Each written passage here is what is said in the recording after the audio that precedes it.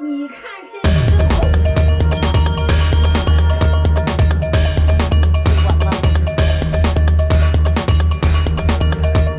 给开黄了，它是啥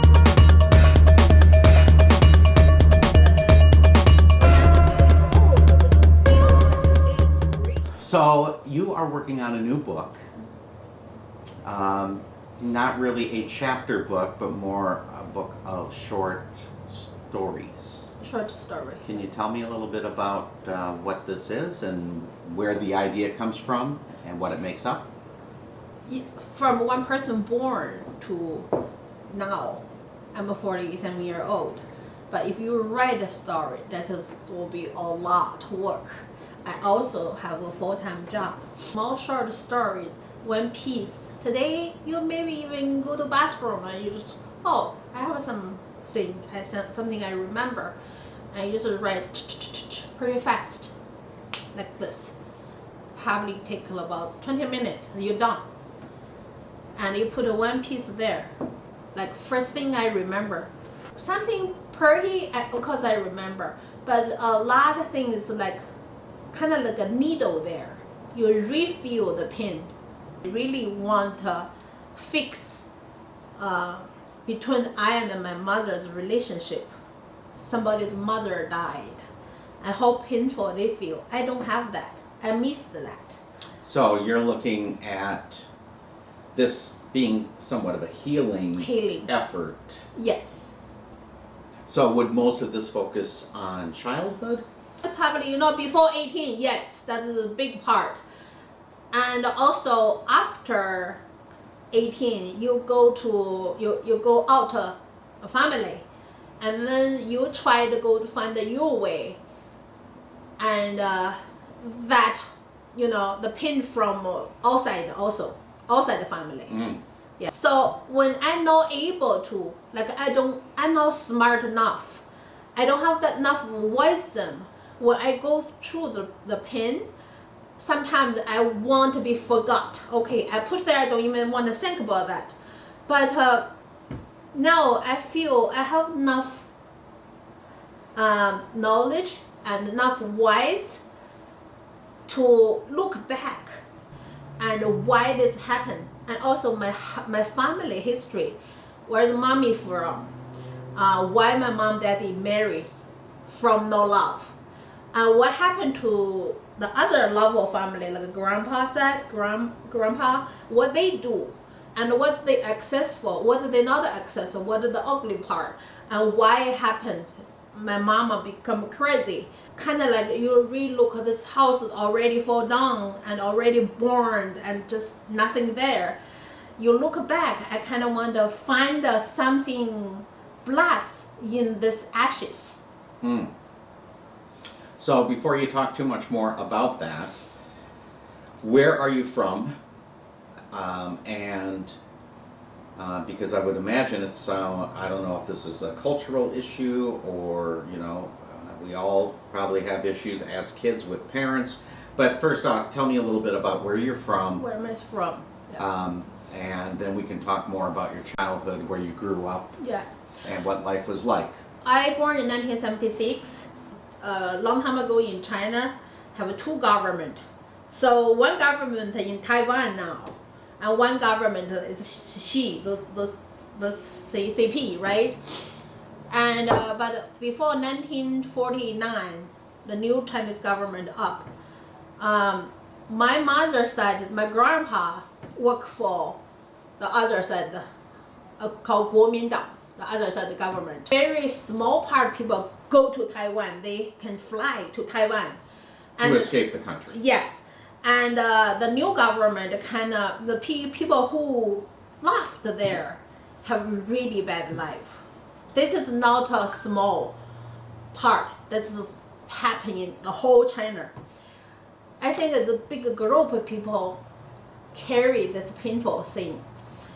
My mother have a pretty good life when they're young, right? But when the government fall down, my grandpa lose everything. I mean, her whole family lose everything. So you're talking about when Mao Zedong came to power. Yeah. Everybody had to give up their property. Yeah. Okay. My dad use like the one bag apple bring my money back. So that's how much she worth. It was a bag of apples. Yeah. After marry, sometimes she lose her mind. So this is her second marriage. Second marriage. Sometimes she Your lose dad. her mind. Yeah. Sometimes she lose mind. Sometimes she clear. So feel like several people live inside of her. That's how I grew up. So where in China did you grow up? In Hebei. Which is located where? 3 hours from Beijing. Okay.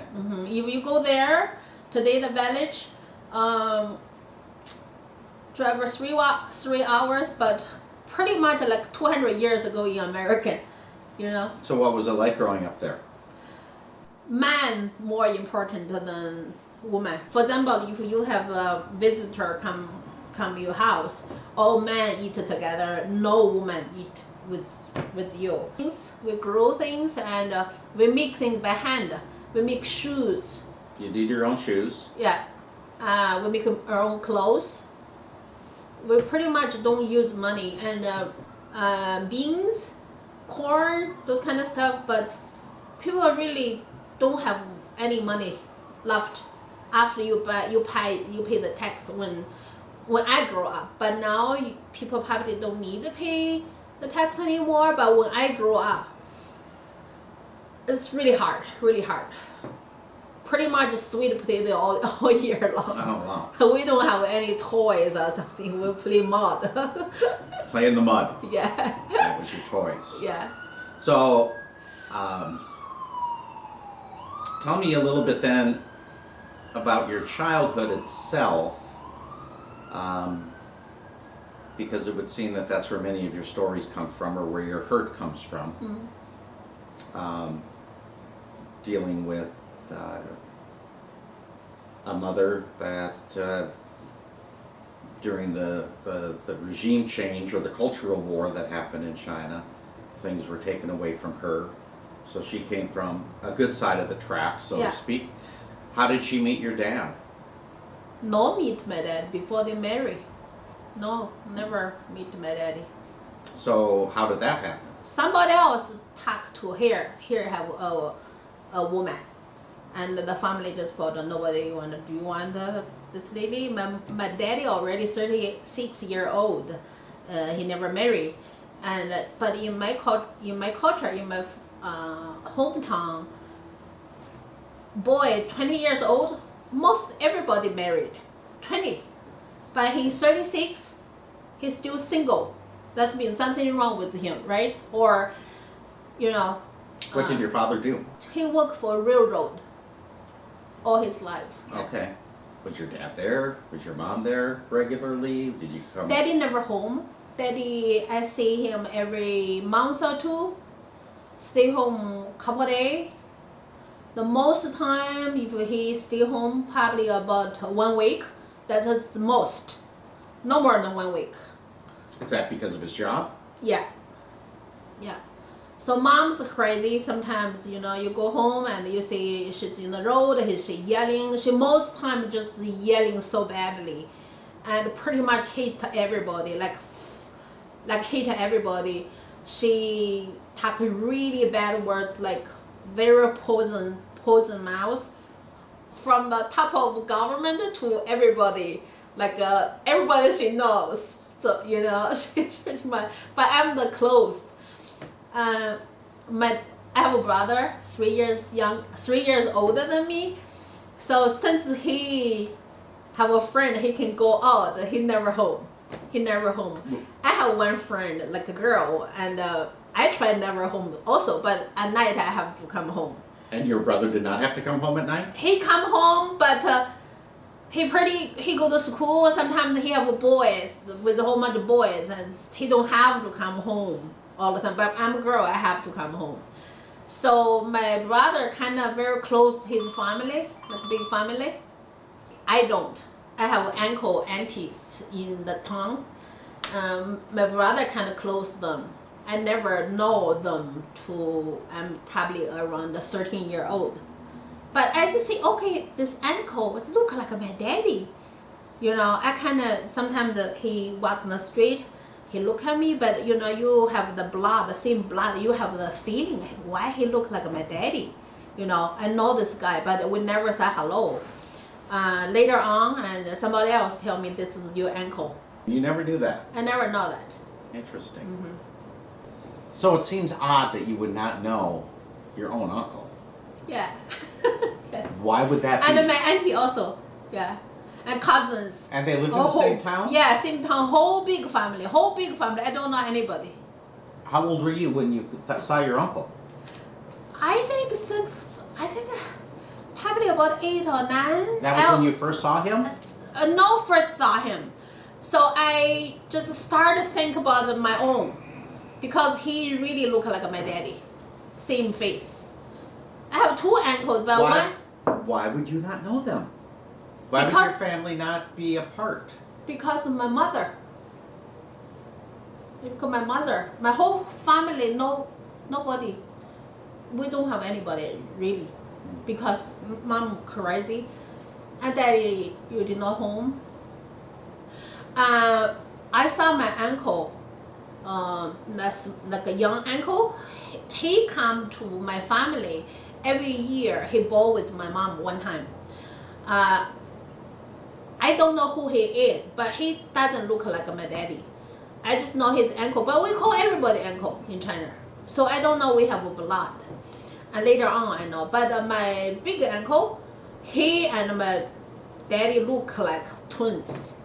So that's why I figure out. But he never come home because in China, if you are big brother, and you just stay home in the New Year, and everybody come to your house and bow to you. But if you are younger, you go out. If you are older, you just stay home waiting for people to come to you. So that's why I don't see him. So what was your relationship like with both of your parents? My daddy loved me, and yeah, he spoiled me, but I don't see him too often. My mother hate me. Number one, because I'm a girl. Maybe I look like my daddy. So in her eyes, she say my daddy. She see my daddy inside of me. And in China, if you're a boy, you're more valuable, right? More valuable? Yeah. If you're a girl, just like that. And that's the one reason. Another reason, I don't know. She's crazy. I think that's probably. Okay. I'm always there, you know. But crazy in what kind of way? I mean, you said she's outside in the street yelling at everybody, but is that kind of how she was crazy? One way crazy. Another way is like she's easy angry.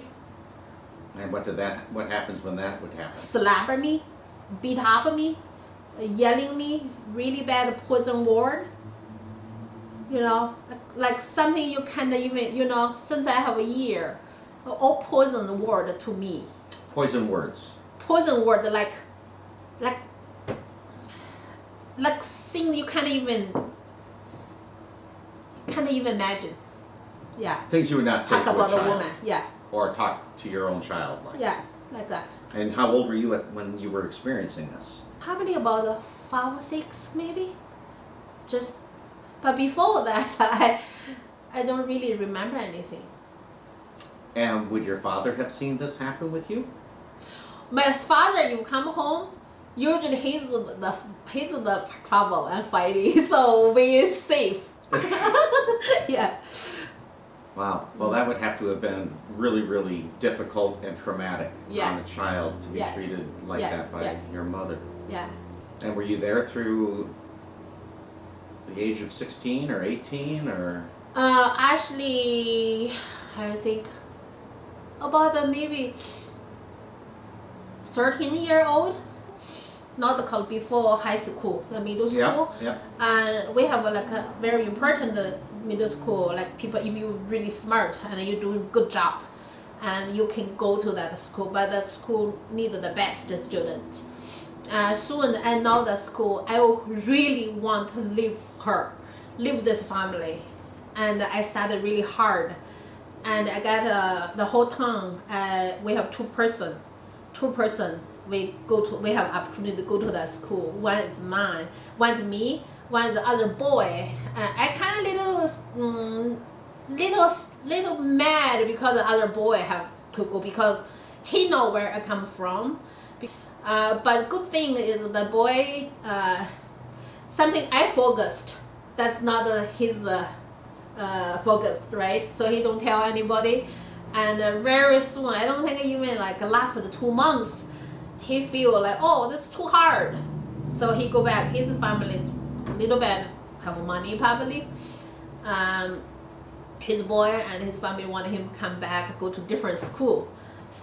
Basically only myself in my whole town in that school. So that was in a different town. Different town, like accounting maybe. With whole much village. The smart people go there. The students go there. I'm the one go there, and I think start there. Maybe I started learn lie, like, my mom is a teacher. And my daddy it's pretty make me proud. I can just say he's worked for railroad. My mom, I don't want anybody to know my mom was crazy. I kind of like protect. I have a normal family. And how long did you go to that school? 3 years. And then you had to come back home? During the 3 years, you go back. You can go back every month or two. Every month or two, you go back to a couple of days. And with those breaks, did that help your mom? Was she nice when you got home? Like you'd been gone for a couple of months? Depends. Don't push the button, right? But sometimes you still push the button, and you getting. One time I getting really big beat up. I like ride a bicycle for like over 3 hours to come home, not even drink water, and beat up so badly, was bleeding and slap on my face, pull my hair, and I just feel, oh my gosh, I need to go back. So another 3 hours, and when we go back to school, it's already pretty late. That's the one I just never forgot. I bet. Yeah. So at what point you graduated from high school? I never go to high school. So middle school was it? Yeah. And then where did you go? You went back home and lived go in your back to small home. town? I had to go to my auntie's home, see if she can help me because the home not safe. So I try to ask other people ask outside people who can protect you.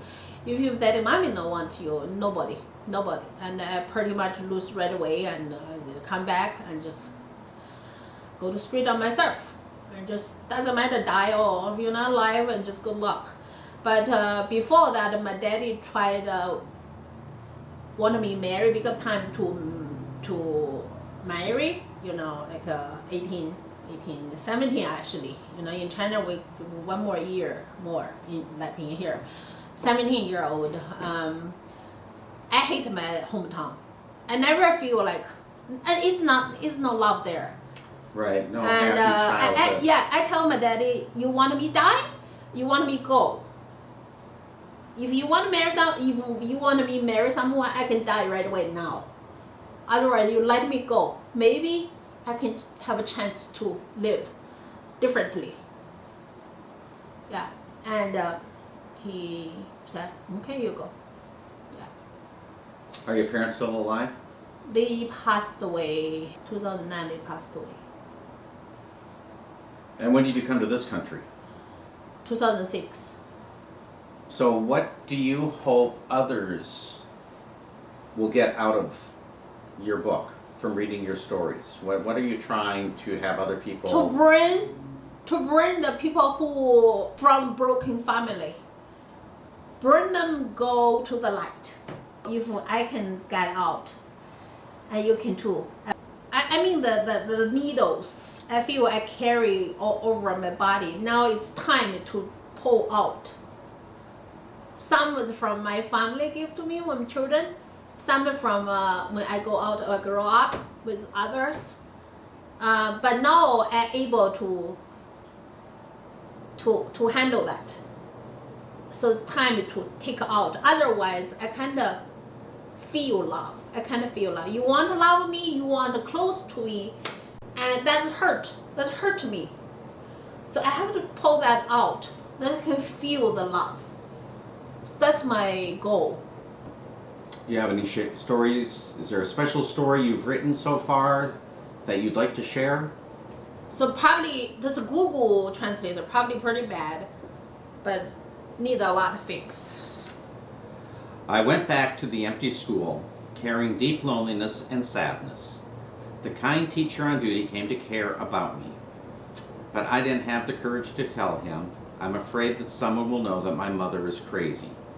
So I lied and said my family is very happy and my mother is also a teacher. It's just that there's no one in my family at home. The teacher on duty did not continue to ask questions. He invited me to eat dumplings. My heart will no longer be alone, and we soon became friends. He often comes to bring me food. I'm so glad I'm back at school because I finally have someone who seems to care about me. One night, though, he came to say goodnight, and I completely had dismantled my defenses. And he showed me an ugly side. He gagged me and put me down on the bed.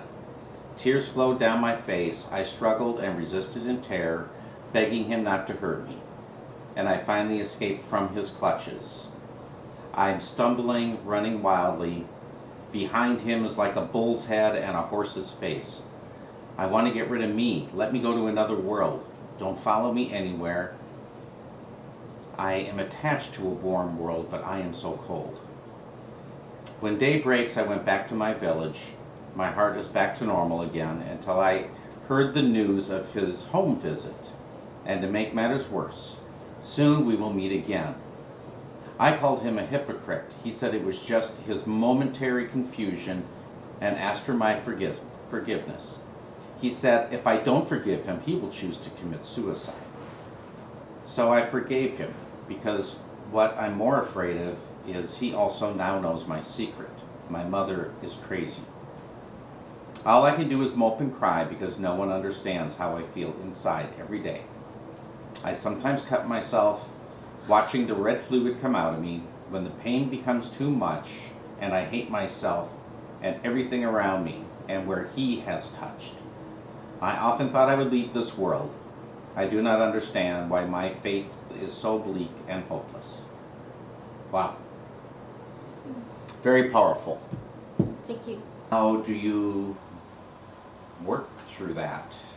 You say, I forgive him. How do you do that? That's your school teacher. I mean, actually, I never hate him. I just scared. Number one, I think part is my wrong. Partly it's my fault. And but still, I never hate him because he, you still focus the good part of him. He helped me. He gave me food, and he's good teacher. He's a really good teacher at the time. But I just scared him. I never want to. I just don't know how to deal with that. So that's why I left my hometown and go to Xinjiang. That's why, because I can't deal with this. I can't focus to do anything. But this is like a secret inside of my heart for a long, long time. And I think more I grow up, more I hate him. But no, I totally forgot him. You filter in your own hand. And you are your own master. Kind of like this road. If Satan here said, hey, you come to me, I give you all you want. You give to me your soul. But Satan is bad. That's wrong. You don't want soul. Hey, I don't want to come to you. I don't want to give soul to you. And he can't do anything for you. And you maybe go left side, maybe you go right side. But doesn't matter where you go, you always come back. Maybe different body, different spirit, different family, different level. Maybe today you're homeless, tomorrow you are Donald Trump maybe. But you're stuck in this world. You have to shit every day, and you have to put pants, you have to do something. It's all same end of the day. But Jesus come through us. Jesus come back for me and show me his the cross, you know. So when you're tired, come to me. But whatever, when you're ready, you come to me. I don't push you. I hate people push me. Usually when people push me, I go to different way. That's why I'm so late to become a Christian. I have to go to my own way. So Jesus here, when you're ready, you don't let anybody push. You just ready, and the relationship you know, it just directly. And for me, myself, I feel like this time, kind of like a game, this life. I chose this life. I chose this mother. I chose born in this family. I chose the difficult, broken road. This is all my choice. I tired, and I kind of feel like I have so many different lives, and after this time, I will never return again. 你看这